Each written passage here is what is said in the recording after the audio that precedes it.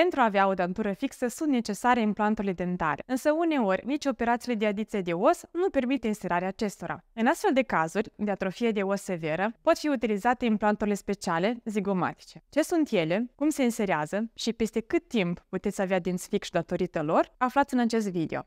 Ne va ilumina asupra acestui subiect Radu Nicolae, chirurg oromaxilofacial în cadrul clinicii Punto Bianco. Ce este atrofia osoasă și care sunt cauzele ei? Atrofia osoasă este un proces de destrucție a țesutului osos, micșorarea acestuia în volum, spre exemplu de la utilizarea protezelor mobile. De asemenea, suprasarcina mecanică poate veni de la bolul alimentar, dacă dinții lipsesc de mai mult timp și pacienții se deprind să mestece mâncarea cu gingii. Traumele, cum ar fi trauma post-extracțională sau o traumă habituală, de asemenea pot fi cauze a unei atrofii osoase. Ce este implantul zigomatic? Implanturile zigomatice se deosebesc de implanturile clasice sau, noi le mai zicem, axiale, prin faptul în care parte a țesutului osos ele se fixează. Spre deosebire de implanturile clasice care se fixează în acea parte a maxilei care cresc dinții naturali, implanturile zigomatice se fixează în oasele distante, în osul zigomatic, astfel oferindu-ne posibilitatea de a obține o stabilitate foarte înaltă chiar în condiții de atrofie foarte severă, cum este prezent pe modelul dat.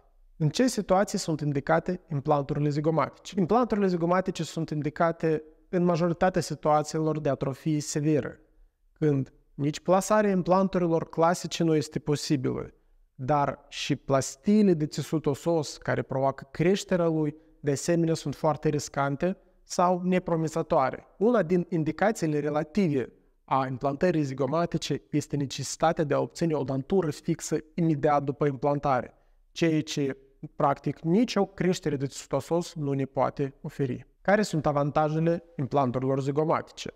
Avantajul cel mai important al implanturilor zigomatice constă în posibilitatea de a oferi o dentură fixă pacientului în cel mai scurt timp după intervenție. De asemenea, implanturile zigomatice se fixează în țesuturile osoase cu o densitate mărită. Datorită acestui fapt, ele obțin o stabilitate înaltă în momentul inserției. Însă, de aici reiese și obligațiunile noastre. Medicul care se ocupă de inserția implanturilor zigomatice trebuie să fie bine antrenat în procedura dată, pentru că ea are loc la o departare de zonele cele mai sigure și cele mai neprimejdioase a țesutului osos facial. Cum se planifică o implantare zigomatică? Deoarece implanturile zigomatice se inseră departe de cavitatea bucală, pentru a planifica o astfel de procedură, se efectuează un număr de investigații. De cele mai deseori, noi pregătim un model stereolitografic, în baza căruia putem să ne antrenăm în plasarea implanturilor la un pacient concret. De asemenea, astfel de proceduri se produc sub anestezie generală. Pacientul se supune unor investigații minuțioase pentru a determina cât de sigură va fi intervenția pentru cazul lui concret.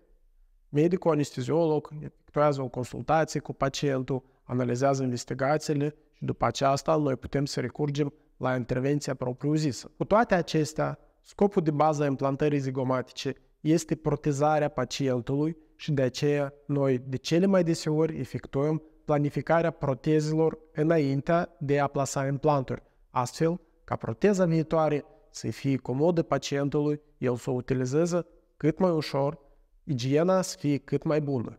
Oare este complicată inserarea implanturilor zigomatice? Eu cred că nimic nu e complicat dacă ești suficient de bine pregătit de asta. Din acest punct de vedere, inserarea implanturilor zigomatice poate fi o procedură sigură și relativ simplă. Totuși, este foarte important ca medicii care o îndeplinesc să aibă o experiență bogată, să fie familiarizați cu anatomia complexului facial, cu zonele anatomice care sunt adiacente complexului zigomatic, să fie familiarizați cu posibile complicații, să știe cum să le trateze, pentru că ele sunt cu mult mai severe decât în cazul implanturilor clasice. Și totuși, dacă să vedem predictibilitatea a unei astfel de proceduri, comparând-o cu alternativele sale, cum ar fi procedurile de creștere a țesutului osos voluminoase, implantarea zigomatică este o procedură mai ușoară, mai simplă pentru pacient și în oarecare măsură pentru medic, pentru că este previzibilă, rezultatele ei pot fi evaluate